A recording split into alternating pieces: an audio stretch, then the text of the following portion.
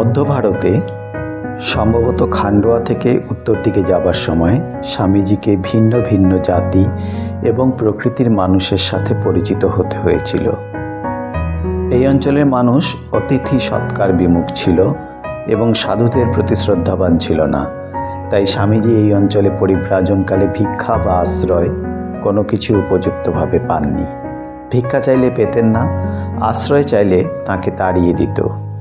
এমনও হয়েছে যে কয়েকদিন খাবার পাওয়া তো দূরস্থ, এক ফোঁটা জলও পাননি। এই সময়ে এক হরিজন পরিবারের সাথে স্বামীজি কয়েকদিন বাস করেছিলেন।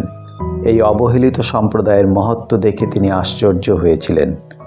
সম্ভবত এই ঘটনা এবং এমন আরও কিছু ঘটনা লক্ষ্য করেই স্বামীজি উপেক্ষিত জাতিসমূহের উন্নতি বিধানের জন্য এত উঠে পড়ে লেগেছিলেন।